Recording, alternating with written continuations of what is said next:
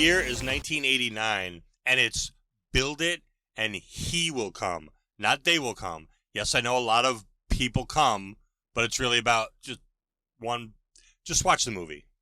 Field of Dreams.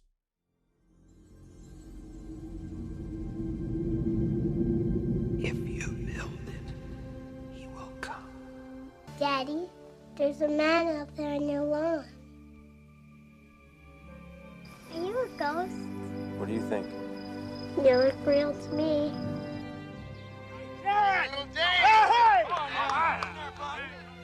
Hi! You couldn't see it. This is really interesting. You believed in the magic. It happened. Isn't that enough? Annie, it's more than that. I feel it as strongly as I've ever felt anything in my life. There's a reason. Go the distance. Did you hear the voice too? Did you hear it? Go the distance. Yes.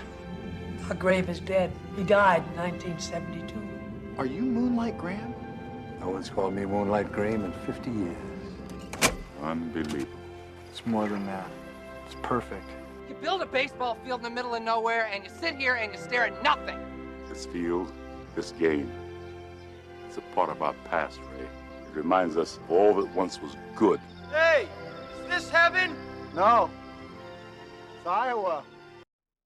Hello, everybody, and welcome back to another episode of Random Rewatch, and this one is gonna be a good one. We are doing, when we came up on 1989 in the random number generator, I knew immediately what I wanted to do for a couple of reasons. One is because I haven't seen this movie probably since it came out, but the second one is because we have just recently lost the great James Earl Jones, and this is really one of his best performances. I won't say it's my favorite performance of his. I think that is King Joffrey Jafar in Coming to America, but he is really, really good in this. And so as a way to kind of honor the legacy of the great James Earl Jones, it just kind of worked out that we were able to do this film this time around. So this is 1989's Field of Dreams, starring Kevin Costner, James Earl Jones, Amy Madigan, and in his last on-screen role, the great Burt Lancaster. So this story was originally part of a novel written by W.P. Kinsella, William Kinsella. Yes, he has the same name as Kevin Costner's character, same last name as Kevin Costner's character in the movie. He swears that's totally incidental, but as it turns out, the movie is somewhat autobiographical. He says it's named after a character in a novel, just so happens to have this same unusual name. I'm going to do things a little bit different on this one than normally. Normally I do a bunch of pre-production, including casting. I'm going to go through the casting in this one as the characters come into the story, and I may change to that type of a format just so we can get into the film faster. I've pulled a lot of clips for this. Normally I do 4 or 5, maybe 6 or 7 clips for a movie.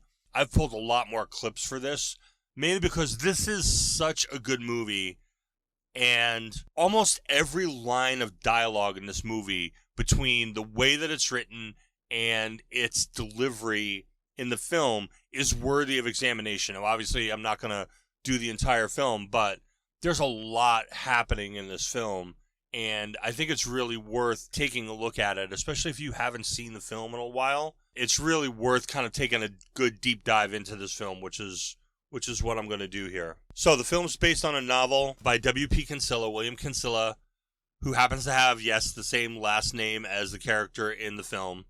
Sarah Culleton, who is well known as the executive producer on the series Dexter, she optioned this film in the very early 80s with producers Lawrence and Charles Gordon as part of 20th Century Fox. They brought in a screenwriter named Phil Alden Robinson, who had written a film called In the Mood in 1987.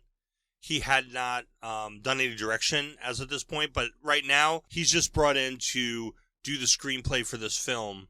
The film was in development at Fox for a while. It eventually went into turnaround, which means basically that a studio has got this film, they're having a hard time getting it into production, and so they bring in outside talent, or maybe they shop it around in order to kind of get it over the hump and get the film made. It's part of what is kind of colloquially known as development hell.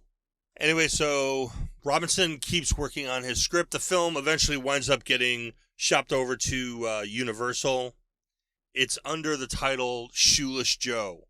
Eventually, this gets into actual deep production in Universal with Carol Co. doing international distribution. We keep running into Carol Co. We'll start with Ray Kinsella.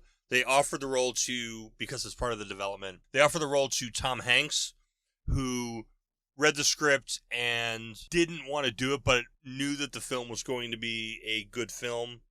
They had their eyes on Kevin Costner, and Phil Robinson had kind of written this with Costner in mind, although the kind of thought at the studio at the time was that Costner was just coming off having made Bull Durham, and that he would not want to go right into another baseball movie. However, he did. Kevin Costner was having a pretty good role in the 80s. He had done Silverado in and American Flyers in 85. He had done Untouchables and No Way Out, which is another undersung movie. It's a fantastic movie. He had done those in 87. Bull Durham in 88. So he was having a really good run coming up into this film. Costner also loved baseball. He was a baseball player in high school. He tried, I think it was USC he went to, but he tried to walk onto the team. And so the story centers around the 1919 World Series and what has become known as the Chicago Black Sox. And for those of you who are not really versed in this, basically what happened is the Chicago White Sox in the 1919 World Series were accused of taking bribes to throw the series as part of a gambling ring. And Joe Jackson, Shoeless Joe Jackson, and 7 other players were part of this so-called conspiracy, although Jackson denied that he ever did anything to try to throw the game, although he did admit to taking the money. And this has been known as the Chicago Black Sox. There was a movie, 8 Men Out, which dealt with this. There's been a lot of novels and books and films and documentaries and such regarding the whole 1919 World Series, and that is a key piece of the plot of this film. The film was shot in Dubuque County, Iowa, mainly in Dyersville. Some of it was shot across the river in Galena, Illinois. The parts that take place in Chisholm, Missouri were shot in Galena. And there was a little bit of shooting done in Boston. As far as music goes, they originally wanted Leonard Bernstein to do the score. He was not available, so they got James Horner. When they were cutting the film, as always happens, when they're editing the film, they use temporary music. It's called a temp track, where basically the director will give to the editor, this is the kind of music that eventually I want to have in the movie, or that I was thinking of when I'm looking at this film. And so the editor has a way to pace the film, pace his cuttings, because he has an idea of what the musical tone is going to be. Studio didn't like the temp track. When they brought in Horner, they were hoping that it was going to be something bigger and more orchestral. Wrath of Khan guy, right? And he's going to do these big pieces, these big swelling pieces. He listened to the temp track and he actually really liked it. The kind of forlornness and quietness of the track. And so he composed music that was actually pretty similar to the tone of the temp track. And it worked out great. I mean, this film has a really, really fantastic score. And this is another one of these sports movies that are not really about the sport. The sport is kind of a background character in the movie, much more so in this film than in a lot of others. But if you look at, a lot of really great sports movies, stuff like Remember the Titans or 41 or, these movies, it's not so much about the mechanics of the sport. It's about the things that happen around the sport. This is a great sports movie. The sport is crucial to the plot, but it's not about baseball. It's about these characters. So that's it. As I said, we will get into additional casting beyond Kevin Costner as we go in, but I really wanted to jump right into this movie. Before I get into that, at some point, Phil Robinson gets hired to direct the film. So we get into the opening of this film. There is part of the score coming in, and then we have this great opening narration, which is Kevin Costner, who does, voiceovers, loves doing voiceovers, does them like nobody else, and really kind of sets up everything for you. My father's name was John Kinsella. It's an Irish name. He was born in North Dakota in 1896 and never saw a big city until he came back from France in 1918. He settled in Chicago, where he quickly learned to live and die with the White Sox. Died a little when they lost the 1919 World Series. Died a lot the following summer when 8 members of the team were accused of throwing that series. He played in the minors for a year or two, but nothing ever came of it. Moved to Brooklyn in 35, married Mom in 38, and was already an old man working at the naval yards. And then right away, we are with him out in this cornfield, walking around, and we hear the voice.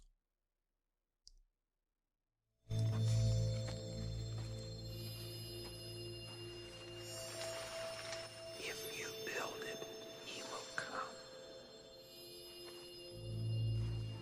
So boom, we're like 5 minutes into this film, and we know everything we need to know about Ray and his relationship with his father. We know everything we need to know about how this guy wound up on a farm, and we've heard the voice. We have our inciting incident. Now we're off. So about the voice, one of the things about this film is nobody is really sure about who did the voice. Nobody is credited. In the credits, it's just credited as the voice and himself. There's been speculation to the point where people were saying that it was Ed Harris, who was and still is married to Amy Madigan. There is speculation that it's various other people. Phil Robinson says that he's the only one who knows who it is, which for a long time led me to believe that he was the one who did it. He admitted that he recorded it on a temp track for the edit, and then he went out and had a bunch of people read it, people who were more professional. And here's my thing, is like, for the most part, if somebody came in to do the voice, then they would be credited for it. I mean, these are professional, if you have a voice actor, these are professional voice actors. They want the credit. They're not going to come in and do it for nothing. And if he's the only person who knows, my thought was that he's the one who did it, that he actually never used anybody else's voice recording. People will say, well, the guy who mixed the sound would know. Would he? Or did the director just hand it to him, go, yeah, this is it, and he doesn't really know who's on it? But I've watched this movie probably 4 times in the last 2 weeks, and including watching that scene and the other scenes where the voice is over and over again with headphones on, and I am pretty convinced that it's Ray Liotta who did the voice. And granted, I don't know what Phil Robinson sounds like. It's definitely not Ed Harris, and it's definitely not Kevin Costner, and it sounds a lot like Ray Liotta. So I'm thinking it was Ray Liotta who did the voice, which makes sense in the scope of the film. And Ray Liotta's already credited in the film as Shoeless Joe Jackson. So if the voice is supposed to be Shoeless Joe talking to Ray, then there would not need to be an additional credit. And it's entirely possible that, Phil Robinson had a bunch of these recordings, decided he was going to use the Ray Liotta recording, and gave it to the sound mixer to use, and nobody else really knew 100% who it was. So now I'm convinced that it was Ray Liotta who did the voice. But the voice says, build it and he will come. This is one of those things that's been misquoted over the years, like Beat Me Up, Scotty, or No, Luke, I Am Your Father. It's not build it and they will come. It's build it and he will come. Obviously, the question at the beginning of the film is, who's the he? That question continues, because even after Shoeless Joe arrives, he still says, build it and he will come. So you got to kind of wonder who who is he talking about? Is he talking about Terry? Is he talking about Moonlight? And we find out at the end who he's actually talking about. And let's be clear, this is a fantasy film. This is not a documentary. Obviously, this is not a biographical film. This is a fantasy film with a sports tint to it. So he thinks about it and he sees the image of a ball field out in the middle of his cornfield next to the house.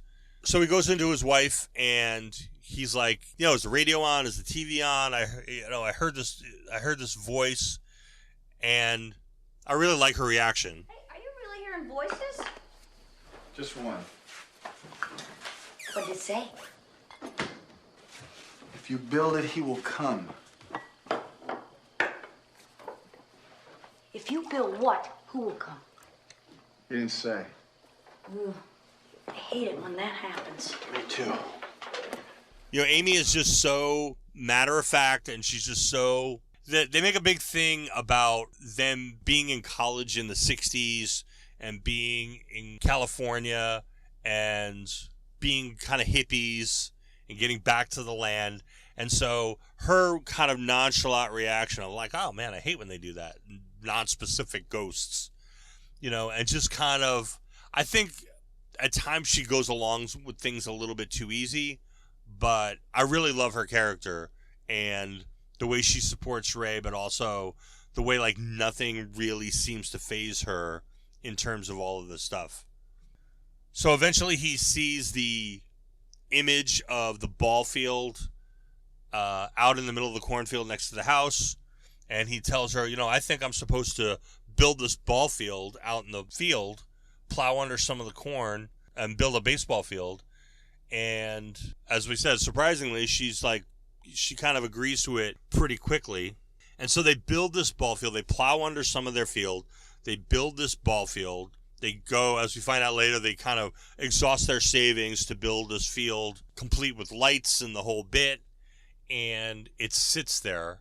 And we see at one point, that it sits there for the winter. So this was probably sitting there for months, that they had spent all this time, all this money, all their resources building this baseball field for it just to sit there for months and not really get anything out of it until, they're talking about the bills, they're talking about the money, and their daughter comes up to them and says, hey, there's a guy, standing out on the lawn, and he goes out and there's Ray Liotta as Shoeless Joe Jackson. Ray Liotta's not anyone's real first choice for this. He was brought in because Phil Robinson thought he looked dangerous. Now, Ray Liotta at the time was fairly well unknown. He had done some soap opera work, had some guest starring roles on, a couple of shows in the 80s, but this is pre-Goodfellas, so nobody's really sure who he is, so which makes him good. He gives him this kind of ethereal, unknown quantity when it comes to his portrayal of Shoeless Joe Jackson. I love the way he comes in and he's like feeling the grass and smelling everything. He's talking about smells. He's talking about sounds. The direction that he got from Phil Robinson was that he should approach this as if he was walking into a church. And if you were raised religiously, especially if you were raised Catholic, you walk into a place a church that you've never been in before, some kind of magnificent cathedral, even though you've never been there and there's a lot that's unfamiliar, there's also a lot that's familiar. Instantly when you look at the altar or the pews or the collection box or the candles, you know what that is, and that has a comfort and a familiarity to you. And I would imagine it's the same way for a ball player walking into a ball field that he has never been in before, but he still understands the bases and the baselines and the grass in the outfield and the wall and the dugouts and all the things that are common to every ball field. Getting thrown out of baseball was like having part of me amputated. I've heard that old men wake up and Scratch itchy legs that have been dust for over 50 years. That was me. I'd wake up at night with the smell of the ballpark in my nose, the cool of the grass on my feet, the thrill of the grass. So his reaction is just really, really fantastic. And then he does this bit with the stance. He picks up his glove and he's got the stance, and Ray immediately knows what it is that he's supposed to do. Clunks out a couple of ground balls and then starts to hit some flies out to the outfield. Then they switch and Ray Liotta takes the bat. There was a little consternation about this because Joe Jackson, he threw righty, he batted lefty. Ray Liotta's batting righty. It doesn't matter. It's not part of the story. It doesn't matter. But the purists, you know, this is baseball, and baseball purists can get a little crazy. There's a good line about Ray's like, are we getting a catcher? And Joe's like, not if you get it near the plate. And he hits a couple of balls, and then there's this really funny bit about the curveball. See if you can hit my curve.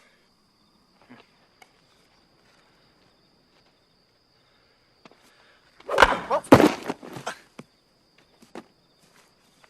Yeah, you can hit the curveball. That whole thing with ball hitting the bucket, coming back at the mound and hitting the bucket, that was not in the script.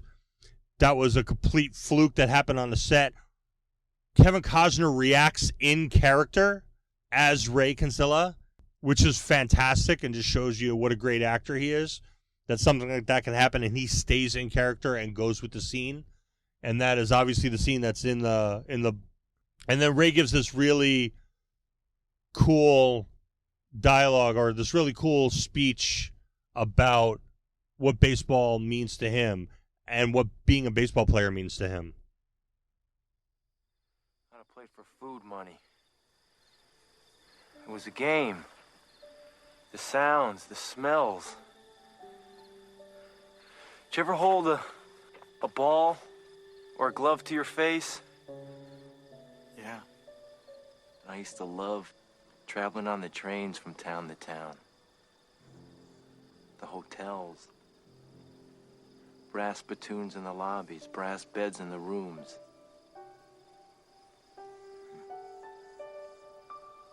It was the crowd rising to their feet. The ball was. Another thing to just keep in mind is the way this is shot.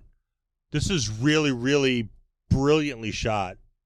John Lindy is the cinematographer here. He'd worked with Phil Robinson before on In the Mood. He would go on to work with him again. He worked with Nora Ephron. He worked with Gary Ross. He's done a bunch of stuff. I think this is his real masterpiece here. They film these scenes at what's called the magic hour or golden hour, which is right before the sun sets on a partially cloudy day. Is kind of the best way to do it. It's not an hour. It's like 15, 20 minutes. So they had to come back like every day at the same time and do more of this scene and do the coverage and do the other shots. And it's really a painstaking process, but it works out so because this looks just so beautiful. They say their goodbyes. Joe asks if he could come back again, if he could bring more guys with him because there's more guys who want to play. And he disappears into the corn. Next big scene is the town hall meeting or the school board meeting where one of the locals, Beulah, is trying to get a book banned by an author called Terrence Mann. This is kind of the stand-in for J.D. Salinger because Salinger threatened to sue if they used his name. The crowd is at first kind of going with her as she's talking about, you know, the subversive nature of this book and that it's pornography and blah, blah, blah. And then Amy gets up and gives this impassioned speech about it. Excuse me, madam. Excuse me. Terrence Mann was a warm and gentle voice of reason during a time of great madness. He coined the phrase, make love, not war. While other people were chanting, burn, baby, burn, he was talking about love and peace and understanding. I cherished every one of his books, and I dearly wish he had written some more. And I think if you had experienced even a little bit of the 60s, You might feel the same way, too. I experienced the 60s. No, I think you had two 50s and moved right on into the 70s. And she sways, she kind of shame sways everybody into agreeing with her. But in the middle of this, Ray has this kind of revelation to what it is that he needs to do. There's another voice in here somewhere, I forget exactly where it was, that says eases pain.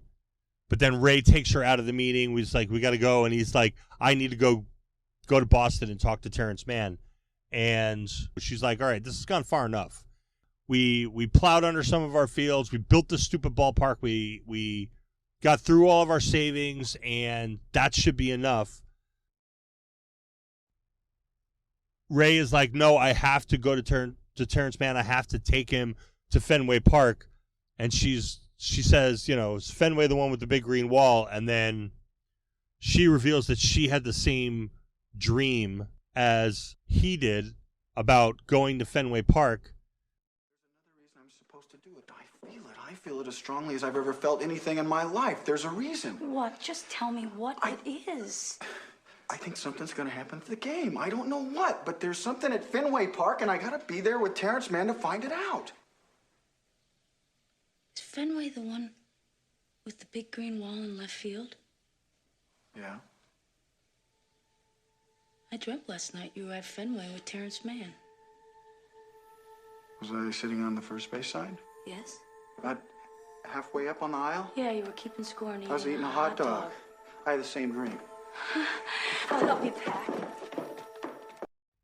And so now we're off on a road trip, and Ray is driving across the country in summer in his VW bus because he's a hippie with no air conditioning. He gets to Boston. He finds Terrence Mann's apartment, and we are introduced to the great James Earl Jones. James Earl Jones is cast in this role because Phil Robinson wanted somebody who was intimidating for Ray to stand up against, and James Earl Jones can certainly be intimidating. First, he slams the door in Ray's face, and then he opens it up, and he has this, great, is there a learning disability here? And gives this first kind of iconic little speech of his that's been memed and quoted about not having answers for him. We got a learning disability here? Mr. Mann, if I could just have 1 minute, please. Look, I can't tell you the secret of life, and I don't have any answers for you. I don't give interviews, and I'm no longer a public figure. I just want to be left alone. And then Ray counters him by quoting back one of Terrence Mann's books, and Terrence Mann's reaction is priceless. There comes a time when all the cosmic tumblers have clicked into place, and the universe opens itself up for a few seconds to show you what's possible. Oh, my God. What? You're from the 60s. Well, yeah, actually. Out! Hey! Back to the 60s. Wait a Back. second. There's no place for you here in the future. Then there's this bit about Ray pretending he has a gun, Terry calling him out on it, getting a crowbar, but eventually Ray talks Terry into going to the game with him. They show up at Fenway Park, and they're standing out there in front of the concession stand, and Ray's like, they're having this conversation, and Ray's like, what do you want? And Terry goes on this speech, but Ray was just asking what he wanted from the hot dog guy. So what do you want? I want them to stop looking to me for answers, begging me to speak again, write again, be a leader. I want them to start thinking for themselves, and I want my privacy. No, I meant, what do you want?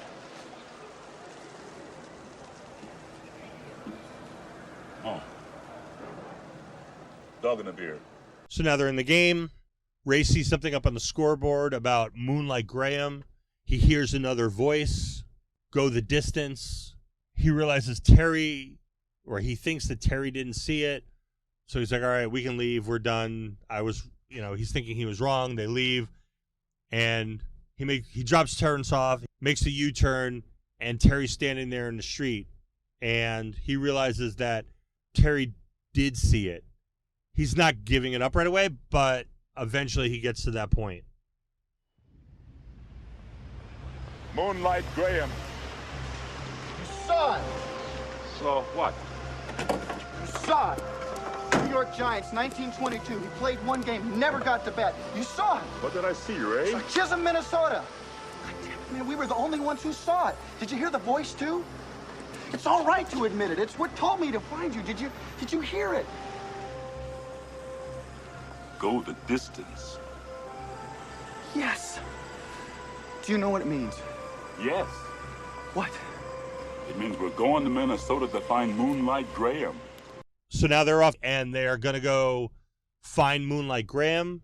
And the two of them, they're on a road trip. You got some Doobie Brothers, and they're off and going.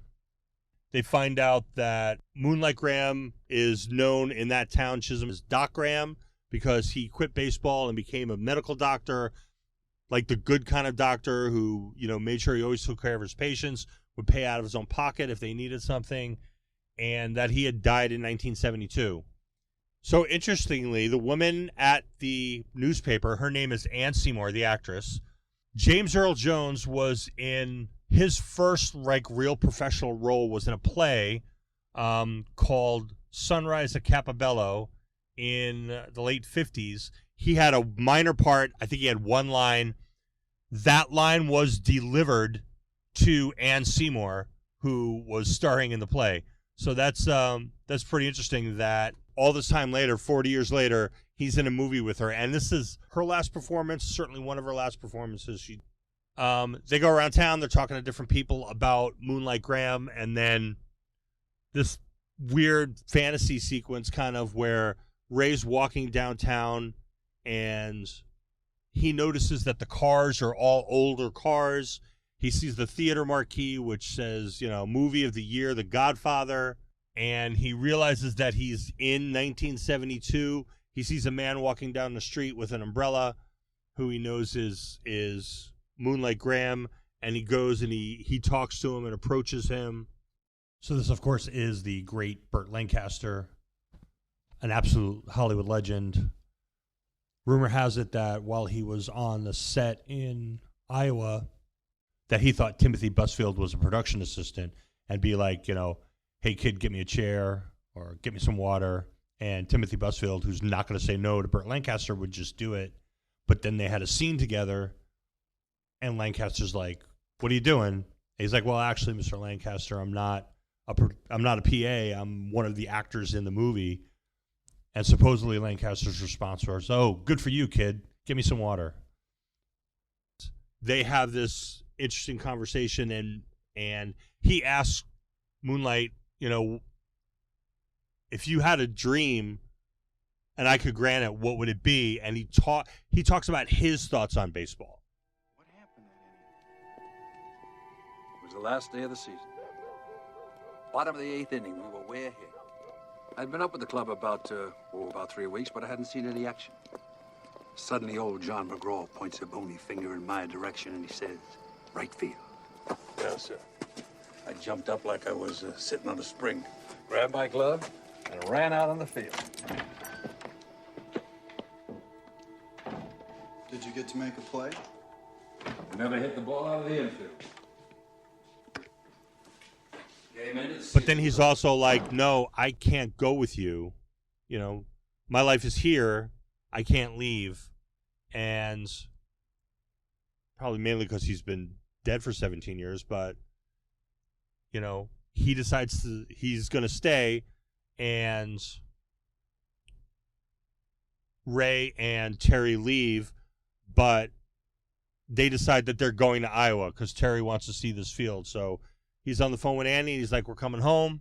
And they start to drive, and they pick up a hitchhiker along the way. And this is Archie Graham. This is Moonlight. They realize this is Moonlight Graham as a young man. They don't know how, but that's who they've picked up. And Archie has his own ideas about baseball. I'm looking for a place to play. I heard that all through the Midwest, they have towns with teams. And in some places, well, they'll even find you a day job so you can play ball nights and weekends. Well, this is your lucky day, kid. We're going someplace kind of like that. All right. I'm Ray Kinsella. This is Terrence Mann. Hi. I'm Archie Graham. I forgot to mention Archie's played by Frank Whaley, who's a great character actor. You've seen him in a bunch of stuff. He is, obviously pretty young in this. He does a really good job, I think, with playing young Archie. And now they are back in Iowa. Ray introduces Terry to Joe, and there's a bunch of players there who they wanted to come. They have this little joke about Ty Cobb, about how nobody liked him, so they didn't invite him. And everybody has a good laugh. And Ty Cobb was notoriously really, really difficult to get along with. Ironically, though, apparently Joe Jackson and Ty Cobb were very good friends. But so now they're playing a game, and we have Archie Graham's at bat. And what I like about this is that they don't stage it exactly the way that Moonlight described it back in Missouri, older version of Moonlight. It would have been very on the nose if he had hit that triple and come in sliding, hugging third base, but they don't do that. He gets out, but he gets an RBI instead of the triple. And so he still gets his at-bat. He still gets in the record books. He still gets the RPI. He's really happy with it. It's just kind of, I don't know, to me, it's just kind of this thing. It's like, yeah, your dreams may come true, but they may not come true in exactly the way that you think they're going to come through. So there's this scene where Mark shows up and he comes walking like right through the baseball diamond during the game because he can't see the players and is barely missed by a pitch. This was actually done. This is not an effect. This is not a trick of the camera. This is Timothy Busfield actually walking through and the pitcher throwing the ball right by his head. Very carefully choreographed, obviously, very carefully timed.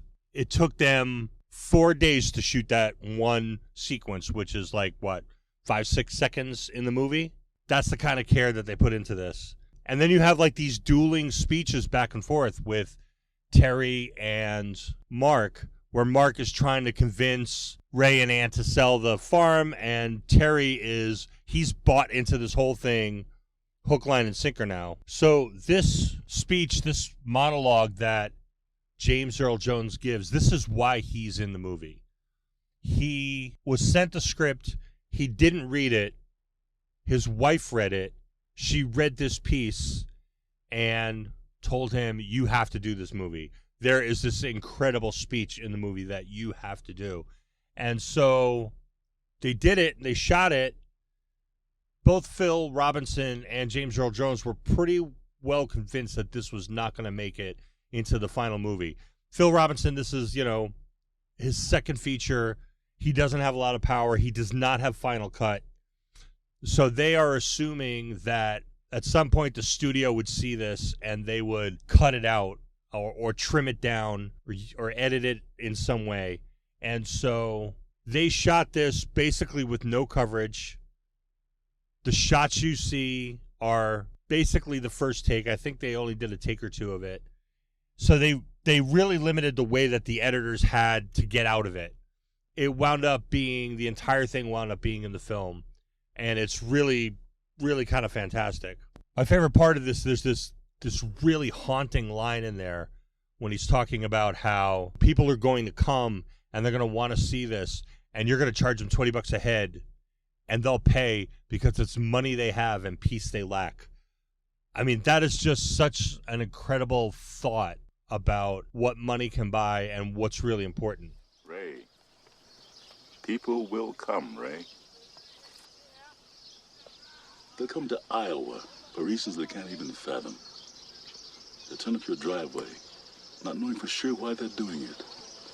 They'll arrive at your door as innocent as children, longing for the past. Of course, we won't mind if you look around, you'll say. It's only $20 per person. They'll pass over the money without even thinking about it. For it is money they have and peace they like. Ray, just sign the papers. And it's really kind of a juxtaposition against what's actually going on in the scene. You know, Ray put his money at risk in order to build this field, in order to fulfill this dream, because he was not feeling any peace with these voices and knowing that there was something that he had to do. Meanwhile, Mark is just arguing about the money side of it, and he doesn't seem to have a whole lot of peace in his life either. And it's not until Mark gives up on focusing on the money that he actually feels a sense of peace, which we'll see in a few minutes. But this speech just keeps on going, and he's talking about the nostalgia that people will have as they come into the ballpark and they take their seats. They'll walk out to the bleachers, sit in shirt sleeves on a perfect afternoon. They'll find they have reserved seats somewhere along one of the baselines where they sat when they were children and cheered their heroes. And they'll watch the game, and it'll be as if they'd dipped themselves in magic waters. The memories will be so thick they'll have to brush them away. And Mark's still arguing about it and how it's crazy. And Terry just kind of sets the final tone by just talking about how this sport is kind of the legend of, or the story of America. The one constant through all the years, Ray, has been baseball. America has rolled by like an army of steamrollers. It's been erased like a blackboard, rebuilt and erased again. But baseball has marked the time. This field, this game, is a part of our past, Ray. It reminds us of all that once was good, and it could be again. Oh, people will come, Ray. People will most definitely come. And I think in 1989, probably a lot of that was true. I don't necessarily know that it's true today. I think the sport has become commodified and transactionalized in a way that wasn't true even 30 years ago. And it's really a shame. There's this great piece that George Carlin does about the difference between football and baseball. He talks about how, like, baseball is a rural sport that's played in a park, and football is an urban sport that's played in a stadium. Baseball, they're concerned about ups, who's up. In football, they're concerned about downs. In baseball, you have the 7th inning stretch. In football, you have the 2-minute warning. In baseball, players wear caps, and in football, players wear helmets. In baseball, the leader is called the manager, and he wears the same uniform as the players. In football, the leader is called the coach, and he doesn't wear the same uniform. So there's all these, like, differences where he talks about how this is pastoral sport, and it's really just kind of gets to the heart of America. And I think growing up, for me, that was probably true, but I can't necessarily say that I would agree that that's true now. So this argument continues, and Karen gets involved in it. She interjects herself in it, and she winds up falling off the bleacher and goes to call the doctor, and Ray's like, no, wait, which I don't know that that's really like a mother would wait, but, and he looks to the field, and you see, Frank Whaley as Archie coming out and walking to the line, and there's this payoff of the scene that we saw before where Joe tried to come off the field and he stopped at the line because he knew he couldn't come off the field. And so there's the same kind of thing here. Archie stops at the line and looks down and hesitates stepping off the field, but then he finally steps off the field, and there's this beautiful shot of his feet as he steps over the line. This is Industrial Light and Magic who did this. His leg changes from baseball spikes and baseball pants to regular shoes and slacks, and the camera pans up, and you see now it's Burt Lancaster again. And he comes over, and he figures out that Karen is choking on a hot dog. He hits her on the back. He saves her. And there's this whole piece about how he can't go back now. Once he stepped off that field, he is who he is. And his ability to go back and be the younger player is over. And he's perfectly fine with that. He's absolutely satisfied with that and the way that his life turned out. There was just this, I guess, one moment in his life that was missing, and he got to get that moment, and that's enough for him. He doesn't have to, he's not like Joe. He doesn't have to prolong the dream. And then he goes to walk out to the corn, and all the players like, oh, you did good, it's good to see you, we'll miss you, blah blah blah. And Joe stops him right before he gets into the corn.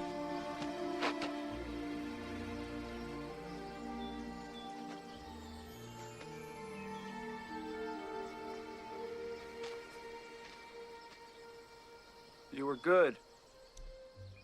And that's a big moment. And so now they're ending the game, and they got to go. And they say, Joe says, hey, you want to come? Hey, do you want to come with us?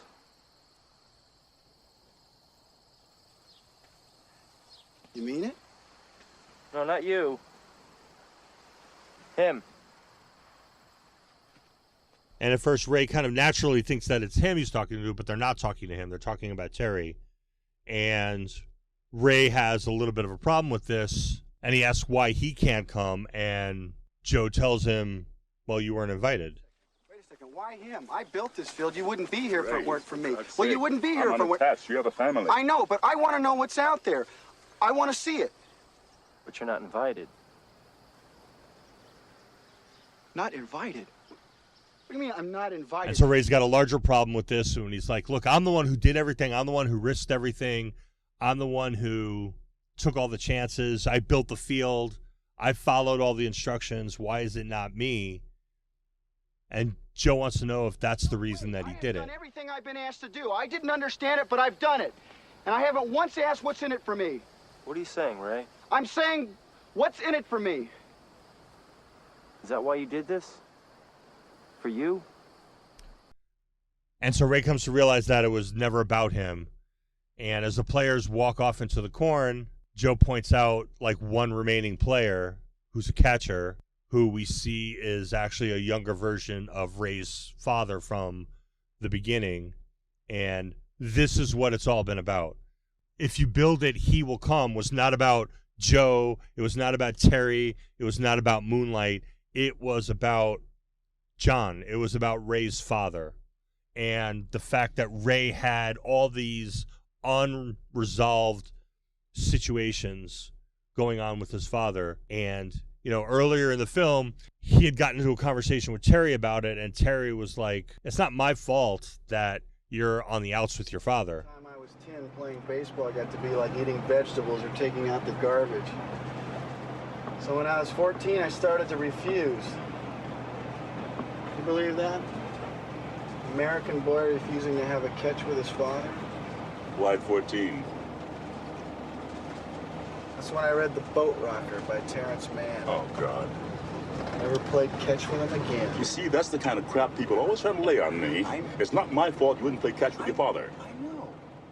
And Ray has expressed his regret throughout the film about how he ended with his father. They were in a fight, that he never met Ann, that he never met Karen, that he had never played catch with his father. So he comes to, obviously to meet his father. They have a catch, finally. Hey, Dad? You want to have a catch? I'd like that. And there's the camera, there's this big scene where the camera cranes up, and you see headlights off in the distance coming to the field in, kind of fulfillment of Terry's prophecy. So this was an interesting scene. That's all real. That's not an effect. They got 1,500 cars. These are all local people. They went to the town chamber of commerce and said, hey, we need a bunch of people to drive out their cars out to the farm so we could see a line of traffic. Is there any way we could do that? And they put out the word, and they got 1,500 cars to come, and this huge line of traffic. And because they couldn't move the cars, they told them to flash their high beams on and off to make it look like the cars were moving and the cars were driving. So that's all one shot. That's all a real shot. And that's the end of Field of Dreams. I just want to point out one thing that I forgot. That whole you're not invited line when Ray was saying, why can't it be me? Why can't I go? And Ray Liotta says, you're not invited. That wasn't in the script. That was something that Ray Liotta ad-libbed, but it really makes such a poignant moment. So that's Field of Dreams. How'd we do? It was a $15 million budget, and it made $84 million in its theatrical release, $64 million domestically, and $20 million worldwide. It's got an 88 on Rotten Tomatoes. It's got a 57 on Metacritic and a in Cinema Score. It was nominated for Best Picture. It lost. This is the year of Driving Miss Daisy. Nobody can figure out why that won, but it did. The other nominees: Born on the 4th of July, Dead Poets Society, and My Left Foot. It was also nominated for Adapted Screenplay, which again, Driving Miss Daisy won. And it was nominated for Score. This was also the year of Little Mermaid. So Little Mermaid won that, and probably deservedly so. Roger Ebert, 4 stars. He wrote, as Field of Dreams develops this fantasy, I found myself being willingly drawn into it. Movies are often so timid these days, so afraid to take flights of the imagination, that there's something grand and brave about a movie where a voice tells a farmer to build a baseball diamond so that shoeless Joe Jackson can materialize out of a cornfield and hit a few fly balls. This is the kind of movie that Frank Capra might have directed and James Stewart might have starred in, a movie about dreams. So high praise from our guy Roger Ebert. Build It and He Will Come is number 39 in the AFI's 100 quotes. The ballpark is actually still there. They do not charge to go see the ballpark. There is a gift shop next to it, and that's where they make their revenue from. It was sold a couple of years ago, but it's still there. It's still operating. They also built an actual stadium next to it, like a ballpark next to it. There was supposed to be a game played there in 2019, I think, but an MLB game, but the pandemic kind of shut that whole thing down. Eventually, the White Sox and the Yankees did play a game there in August of 2021. There was a TV series in development for a while. Chris Pratt was set to star in that as Ray Cancilla. That was for Peacock. That was eventually dropped. And this is one of those movies that's been, it's 30 years, almost 30 years. They've not redone it. Actually, it's been more than 30 years, 35 years. They've not redone it. They've not rebooted it. And it kind of stands alone as kind of this weird, one-off, original fantasy sports movie that just kind of exists in its own space. And it's, it's absolutely fantastic. So that's Field of Dreams. Thank you for listening. And we will be back to you in another week or two with our next film. In the meantime, you can listen to the Movie Punditry Show. And if you're into House of Dragons, you can check our House of Dragons show. And thank you for listening. Check us out. We are on Facebook. We are on Twitter. We are on Threads. We have a YouTube channel. Just search for the Movie Punditry Podcast, and you'll find all of that stuff. So thank you very much. Build it and he will come.